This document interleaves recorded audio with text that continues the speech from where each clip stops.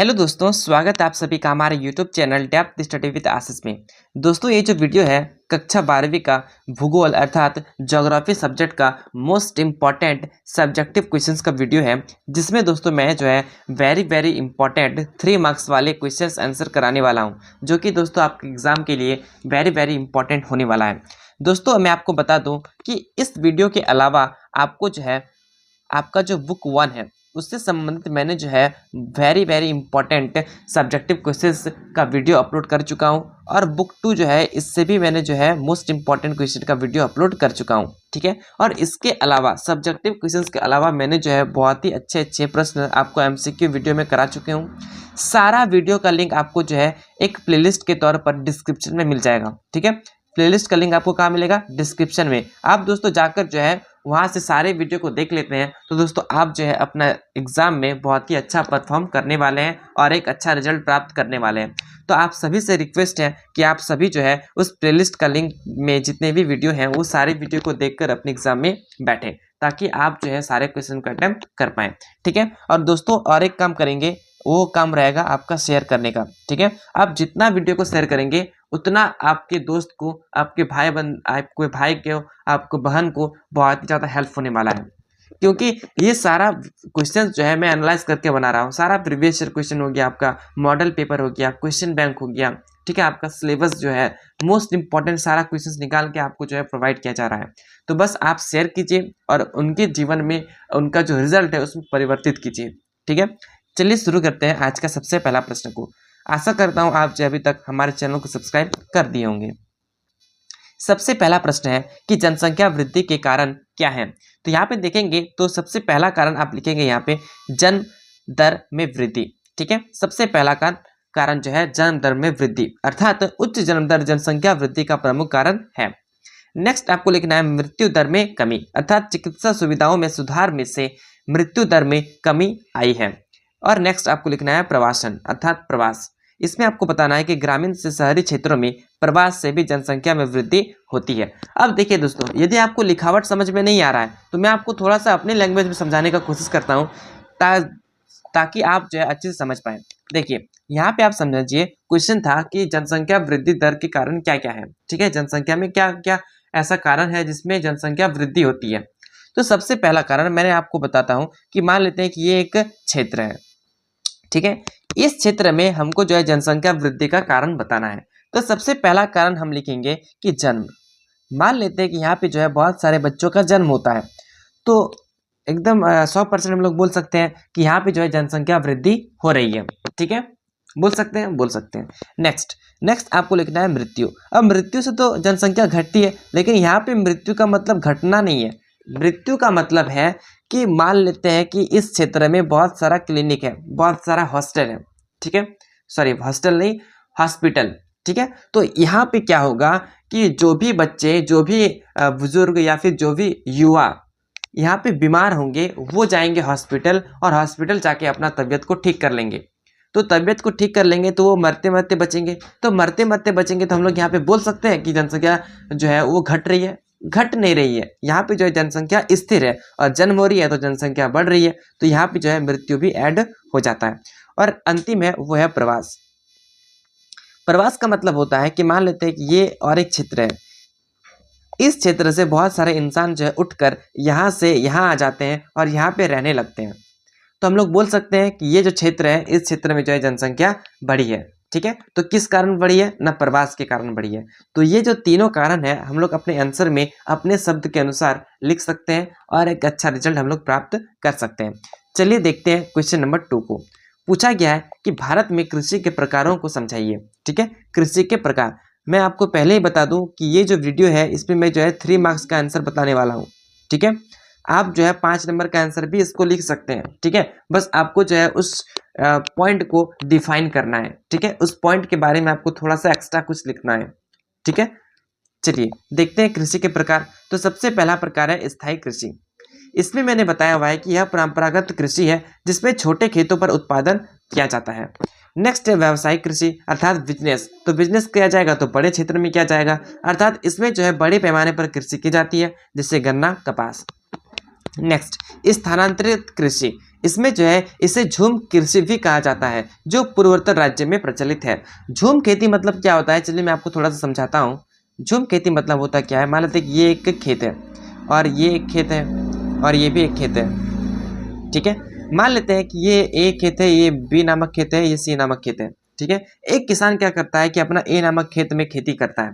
खेती करता है तो खेती करने के बाद जो है यहाँ पे गोबर वोबर दे के या फिर यहाँ पे जो है जला देता है, पूरा जमीन को यहाँ पे जो है कुछ कुछ दे के जला देता है और इस क्षेत्र को छोड़ देता है और फिर आ जाता है बी नामक खेत पे और इस खेत पर जो है खेती करता है। फिर यहाँ पर भी जो है इसको दोहन कर देता है, दहन कर देता है, फिर नेक्स्ट खेत पर जाता है, फिर यहाँ पर भी कृषि करता है, उत्पादन होता है, फसल उगाता है, उसके बाद फिर से इसको जला देता है और फिर नेक्स्ट खेत पर जाता है। तो ये जो प्रक्रिया है कि अलग अलग खेत पर जाना और खेती करना, ये कौन सा खेती कहलाता है, स्थानांतरित कृषि अर्थात झूम खेती। आगे बढ़ते हैं, क्वेश्चन नंबर 3 देखते हैं। पूछा गया है कि प्राथमिक गतिविधियां क्या है, उदाहरण दीजिए। यहाँ पे बताया गया है कि प्राथमिक गतिविधियां वे आर्थिक गतिविधियां हैं जो प्राकृतिक संसाधनों पर आधारित होती हैं।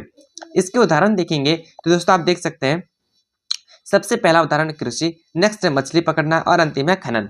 देखिए दोस्तों, अगर आप आर्थिक क्रिया के बारे में अच्छे से नॉलेज रखते हैं तो दोस्तों आप जो है एक अच्छा रिजल्ट अपने एग्जाम में कर सकते हैं, क्योंकि आर्थिक क्रिया से संबंधित आपके एग्जाम में 5-6 नंबर के प्रश्न पूछे जाते हैं।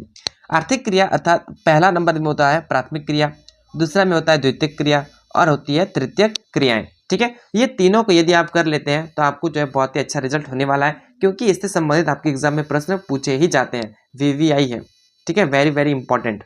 चलिए आगे देखते हैं, क्वेश्चन नंबर 4th पूछा गया है कि हरित क्रांति क्या है, इसके प्रभाव बताइए, ठीक है। तो हरित क्रांति मोस्ट इंपॉर्टेंट क्वेश्चन है, आपके ऑब्जेक्टिव फॉर्म में भी ये प्रश्न पूछा जा सकता है। पूछा गया है कि हरित क्रांति 1960 के दशक में शुरू हुई कृषि सुधार प्रक्रिया है, जिसमें उच्च उत्पादकता वाली किस्मों, रासायनिक उर्वरकों और सिंचाई तकनीकों का उपयोग किया गया, ठीक है। इसके प्रभाव देखेंगे तो यहाँ पे देखने को मिलेगा कि कृषि उत्पादन में वृद्धि हुई है, इसमें जो है किसानों को लाभ हुआ है और यहाँ पे जो है पर्यावरण असंतुलन की समस्या बनी है। चलिए देखते हैं, तो क्वेश्चन नंबर 5 है, पूछा गया है कि औद्योगिकरण के प्रभाव क्या है। तो यहाँ पे सबसे पहला कारण है आर्थिक विकास में वृद्धि, नेक्स्ट है रोजगार के नए अवसर और अंतिम है शहरीकरण में तेजी। अर्थात दोस्तों कि औद्योगिकरण मतलब क्या होता है, फैक्ट्री, ठीक है, फैक्ट्री। अब ये फैक्ट्री से क्या क्या लाभ हो सकता है, तो फैक्ट्री से जो है हम लोग का आर्थिक स्थिति सुधर सकता है। फैक्ट्री से हम लोग जो है मान लेते हैं कोई बेरोजगार है तो उसको जो है रोजगार मिल सकता है, ठीक है। तो ये भी एक प्रभाव है, इफेक्ट है फैक्ट्री का। और अंतिम है कि शहरीकरण में तेजी, अर्थात मान लीजिए कि फैक्ट्री कहाँ पे होता है, फैक्ट्री अधिकतर जो है शहरी क्षेत्र में होता है, ठीक है। और कोई गाँव है, ठीक है, तो गांव के इंसान जिनके पास जो बेरोजगार हैं वो सारे जो है उठकर उस क्षेत्र में जाएंगे जहाँ पे उन्हें काम मिलेगा, जहाँ पे उन्हें रोजगार मिलेगा, ठीक है। तो वहाँ पे जाएंगे, ये शहर की तरफ जाएंगे, शहर में जाएंगे तो शहर में तेजी होगा कि नहीं होगा, शहरीकरण में तेजी होगा, ठीक है। तो इस तरीके से आप जो है 3 इफेक्ट देखते हैं आप औद्योगिकरण का। नेक्स्ट क्वेश्चन नंबर 6 पूछा गया है मानव विकास सूचकांक क्या है। यहाँ पे बताना है आपको कि मानव विकास सूचकांक एक सूचक है जो किसी देश की सामाजिक आर्थिक विकास की स्थिति मापता है। इसके प्रमुख 3 घटक है, ठीक है। तीनों घटक देखते हैं, तीनों घटक यहाँ पे आपको दिया हुआ है। पहला है जीवन प्रत्याशा, नेक्स्ट है शिक्षा स्तर और अंतिम है प्रति व्यक्ति आय, ठीक है। चलिए नेक्स्ट क्वेश्चन है most important, very very important question है कि भारत में पर्यावरण के प्रकार को समझाइए। दोस्तों इसको आप वेरी वेरी इंपॉर्टेंट कर लें, ठीक है, आप स्टार लगा ले, ट्रिपल स्टार लगा ले, मोस्ट इंपॉर्टेंट क्वेश्चन है। पूछा गया है यहाँ पे परिवहन के बारे में, तो यहाँ पे आप भारत में परिवहन के मुख्य प्रकार लिखेंगे और यहाँ पे सबसे पहला बारे में लिखेंगे स्थल परिवहन। स्थल अर्थात सड़क और रेलवे, जिसपे जो है बस, ट्रेन, साइकिल, मोटर बाइक, ये सारे साधन जो है चलती है। नेक्स्ट आपको लिखना है जल परिवहन, जिसमें जो है जहाज, नाव चलती है, ठीक है। इसमें आप लिखा हुआ है समुद्र और अंतर्देशीय जलमार्ग। और अंतिम है वायु परिवहन अर्थात घरेलू और अंतर्राष्ट्रीय उड़ानें। देखिए दोस्तों ये क्वेश्चन आपका जो है 3 मार्क्स का भी है, 5 मार्क्स का भी है, मोस्ट इंपॉर्टेंट क्वेश्चन है, ठीक है। यहाँ पे देखिए आपको जो है ये क्वेश्चन पूछा गया कि भारत में परिवहन के प्रकार को समझाइए। यदि ये क्वेश्चन 3 नंबर में पूछा जाए तो आप इस तरीके से लिख सकते हैं और इसको थोड़ा सा और डिफाइन करके आपको 3 नंबर मिल जाएगा। लेकिन यदि ये क्वेश्चन 5 नंबर में आए तो आपको जो है स्थल परिवहन की विशेषताएं लिखनी है, जल परिवहन की विशेषताएं लिखनी है, वायु परिवहन की विशेषताएं लिखनी है, ठीक है। जैसे कि आप स्थल परिवहन में मान लेते हैं रेल के बारे में लिख रहे हैं तो रेल में लिखेंगे कि हम लोग जो है कम खर्चा में हम लोग जो है एक जगह से दूसरी जगह जा सकते हैं। ठीक है, इसमें जो है हम लोग अत्यधिक माल का एक जगह से दूसरी जगह भी परिवर्तित कर सकते हैं, ले जा सकते हैं। तो ये जो है स्थल मार्ग का विशेषताएं हो गया। जल मार्ग, ये जल मार्ग जो है बहुत ही ज्यादा प्राचीन काल में बहुत ही ज्यादा जो है महंगा नहीं होता था, सस्ता होता था। ठीक है, इसमें जो है भले ही हम लोग को देर लगता था लेकिन हम लोग जो है उस स्थान पर पहुंच जाते थे। ठीक है, तो ये हुआ जल परिवहन। नेक्स्ट है वायु परिवहन। हम लोग जो है किसी भी दूर यात्रा करते हैं, मान लेते हैं कि एक देश से दूसरे देश जाते हैं, तो हम लोग जो है वायु परिवहन का उपयोग करते हैं, क्योंकि इसमें जो है हम लोग को पैसा तो अत्यधिक लगता है लेकिन हम लोग जो है कम समय में उस स्थान पर पहुंच जाते हैं। ठीक है, तो ये सारा चीज आप जो है ये सारा पॉइंट पे लिख सकते हैं। नेक्स्ट, मानसून की विशेषताएं क्या है? तो यहाँ पे 3 पॉइंट लिखना है। पहला पॉइंट, यह मौसमी पवन प्रणाली है। नेक्स्ट, गर्मियों में दक्षिण पश्चिम मानसून और सर्दियों में उत्तर पूर्वी मानसून चलता है। नेक्स्ट, यह भारतीय कृषि के लिए महत्वपूर्ण है। क्वेश्चन नंबर 9 है, पूछा गया है कि भारत में ऊर्जा संसाधन के प्रकार समझाइए। तो यहाँ पे सबसे पहले आप पारंपरिक लिखेंगे और नेक्स्ट आप अप्राकृतिक ऊर्जा संसाधन। पारंपरिक में क्या होगा? ना कोयला होगा, पेट्रोलियम होगा और प्राकृतिक गैस होगा। वहीं पर अप्राकृतिक में सौर ऊर्जा, पवन ऊर्जा और जल विद्युत। ठीक है, ये तीनों पॉइंट आप लिख देंगे, आपको प्रॉपर अच्छा मार्क्स मिल जाएगा। नेक्स्ट, नगरीकरण क्या है, इसके कारण बताइए। तो नगरीकरण के बारे में आपको लिखना है कि नगरीकरण वह प्रक्रिया है जिसमें लोग ग्रामीण क्षेत्र से शहरी क्षेत्रों की ओर स्थानांतरित होते हैं। मतलब गांव से शहर जाना ही क्या कहलाता है? नगरीकरण। इसका कारण क्या हो सकता है कि एक इंसान गांव से शहर क्यों जाता है? तो इसके पीछे सबसे पहला कारण हो सकता है कि रोजगार की तलाश। ठीक है, वो जो है अपनी इनकम सुधारने के लिए आप जो है एक जगह से दूसरी जगह जाते हैं। नेक्स्ट, बेहतर शिक्षा और स्वास्थ्य सुविधाएं। गांव में जो है शिक्षा का अभाव होता है, प्लस स्वास्थ्य सुविधाएं भी कम होती है। ठीक है, और वही यदि कंपेरिजन किया जाए शहर के साथ, तो शहर में जो है अत्यधिक शिक्षा प्रणाली पर ध्यान दी जाती है, प्लस जो स्वास्थ्य सुविधाएं होती है वो भी बहुत ही अच्छी होती है। तो इसलिए बहुत सारे इंसान जो है गांव से शहर जाते हैं। और अंतिम है आधुनिक जीवन शैली की आकांक्षा। ठीक है, चलिए आगे बढ़ते हैं, नेक्स्ट क्वेश्चन देखते हैं। क्वेश्चन नंबर 11 है, पूछा गया है कि भारत में जनसंख्या घनत्व के कारण क्या क्या है। जनसंख्या घनत्व मतलब क्या होता है, पहले आप ये समझिए।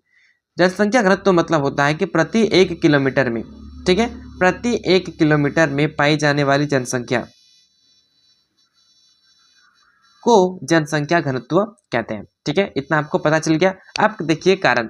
सबसे पहला कारण, उपजाऊ भूमि की उपलब्धता। जहां पे अत्यधिक उपजाऊ भूमि होती है उसी क्षेत्र पर अत्यधिक इंसान, खास तौर पर किसान, उसी स्थान पर रहना पसंद करते हैं ताकि उनकी जो उपज हो वो बहुत ही अच्छी हो।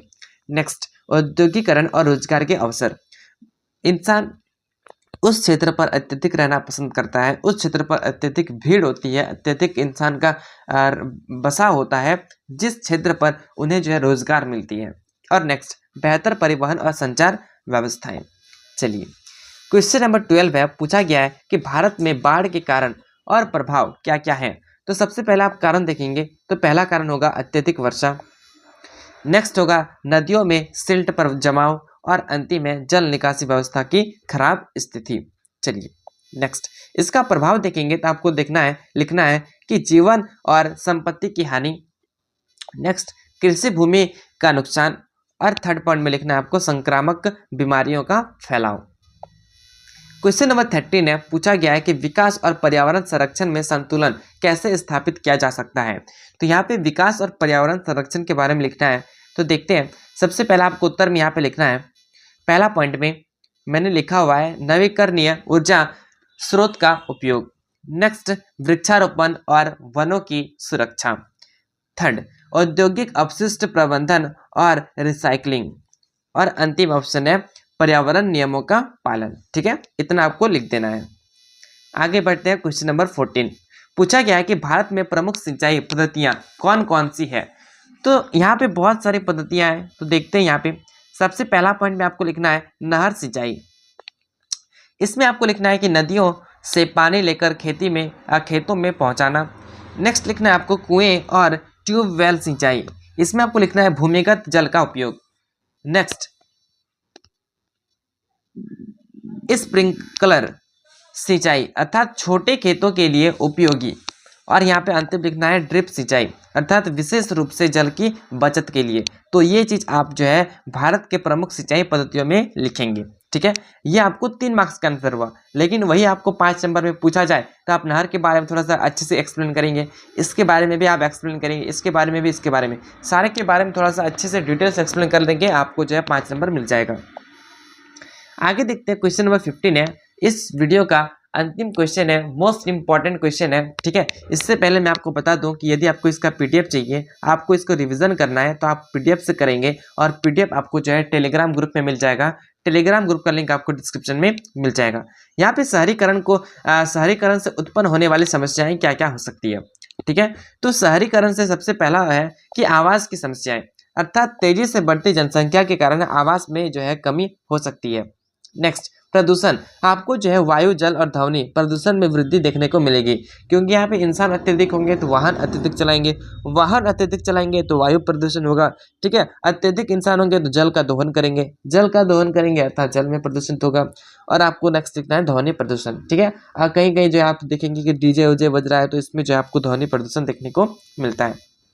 नेक्स्ट, बेरोजगारी, सभी के लिए पर्याप्त रोजगार उपलब्ध नहीं हो पाता। ठीक है, मान लेते हैं एक ही फैक्ट्री है, ठीक है, मान लेते हैं 2 फैक्ट्री है, यहाँ पे जनसंख्या बहुत अत्यधिक है, तो यहाँ पे तो लिमिट संख्या में ही ना काम करेंगे इंसान, तो बाकी सब क्या होंगे, दूसरा कार्य करेंगे, तो इसकी तुलना में उसका जो इनकम होगा वो वाकई ये बहुत ज़्यादा अंतर होगा। ठीक है, नेक्स्ट, यहाँ पे यातायात जाम, अधिक जनसंख्या के कारण आप जो है सड़कों पर भीड़ देख सकते हैं। ठीक है, बहुत सारे भीड़ होगा, अत्यधिक जनसंख्या होगा तो अत्यधिक वाहन चलाएंगे तो आप जो है सड़क पर भीड़ देख सकते हैं। 1-2 घंटा के लिए आप भीड़ को देख सकते हैं। ठीक है, तो इस तरीके से आप जो है प्रॉपर तरीके से आंसर लिखेंगे और आप जो है अपना एक अच्छा रिजल्ट करेंगे। ठीक है, आशा करता हूँ आप जो है इस वीडियो को जितना हो सके शेयर करेंगे। ठीक है, अपने व्हाट्सएप ग्रुप में शेयर करेंगे, अपने मित्रों में शेयर करेंगे, अपने भाई बंधुओं में शेयर करेंगे, सब में शेयर कीजिए और सबका रिजल्ट में परिवर्तित कीजिए। आपका एक शेयर जो है उसका जीवन बदल सकता है, उन्हें जो है अच्छा रिजल्ट दिला सकता है। तो आप एक शेयर जरूर करें।